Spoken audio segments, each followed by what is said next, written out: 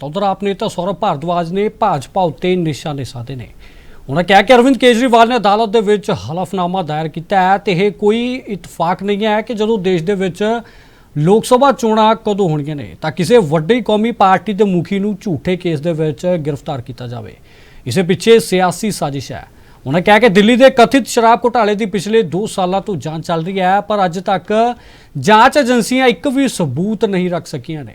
तो इस झूठे केस दे विच लोक सभा चोणां तो पहला एक कौमी पार्टी के मुखी नूं गिरफ्तार करना लोकतंत्र ते हमला है ते निरपक्ष चोणां रोकण दा है। होर उन्होंने की कुछ कहा और जानते हैं। देश की सबसे बड़ी अदालत के अंदर कल माननीय अरविंद केजरीवाल जी ने जो अपनी गिरफ्तारी को चुनौती दी है उस पे कल सुनवाई होगी। उस मामले में कल अरविंद केजरीवाल जी ने अपना पक्ष अपने हलफनामे के जरिए माननीय उच्चतम न्यायालय के सामने रखा। उसकी कुछ मुख्य बातों के बारे में मैं आपको बताना चाहता हूं। अरविंद केजरीवाल जी ने कहा कि ये बात सिर्फ इत्तेफाक नहीं हो सकती कि जब देश के अंदर देश के सबसे बड़े चुनाव हैं, संसद के चुनाव हैं, प्रधानमंत्री को चुनने का चुनाव हो रहा है,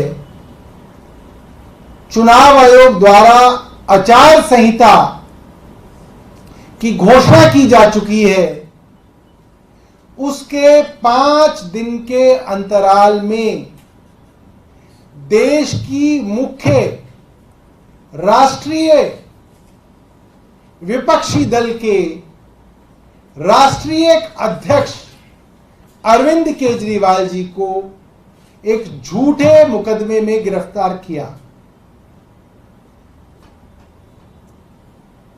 ईडी और सीबीआई इस मामले में करीबन 2 साल से जांच कर रही है। 2 साल बहुत होते हैं।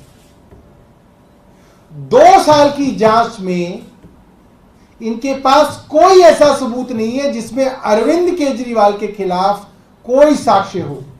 इन्होंने जब से संबंध देने शुरू किए अरविंद केजरीवाल को, कोई ऐसी बात इन्होंने नहीं की कि हमें यह नया साक्ष्य मिल गया आपके खिलाफ जिसकी वजह से हम आपको गिरफ्तार करना चाहते। एक साक्ष्य इनको नहीं मिला, ना ये रिकॉर्ड पे आज तक ला पाए एक भी साक्ष्य। फिर ऐसी क्या मजबूरी थी कि ठीक लोकसभा चुनाव से पहले देश की विपक्ष की राष्ट्रीय पॉलिटिकल पार्टी के अध्यक्ष को गिरफ्तार किया गया। यह सीधा देश की प्रजातांत्रिक प्रणाली पे हमला है।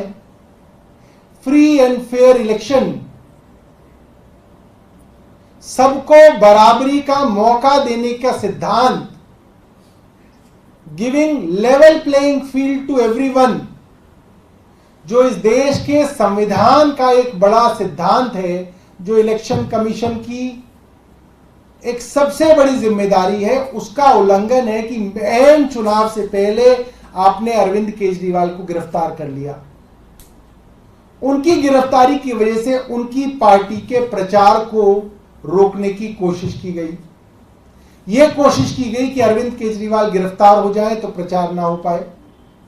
अरविंद केजरीवाल आज जेल से बाहर होते तो सिर्फ दिल्ली में नहीं, उद्धव जी के लिए महाराष्ट्र में प्रचार कर रहे होते, अखिलेश यादव जी के लिए उत्तर प्रदेश में चुनाव कर रहे होते, ममता बनर्जी के लिए बंगाल में चुनाव में प्रचार कर रहे होते, कर्नाटक के अंदर कांग्रेस का प्रचार कर रहे होते।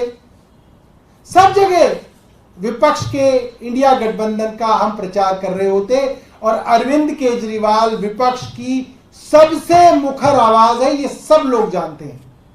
अरविंद केजरीवाल जी सीधी सादी भाषा में अपनी बात लोगों तक रखते हैं और सीधा केंद्र से सवाल पूछते हैं, सीधा प्रधानमंत्री को चुनौती देते हैं। ऐसे नेता विपक्ष में कम है और ऐसे नेता को जेल में डाल के विपक्ष की आवाज को चुनाव से पहले कमजोर करने की साजिश।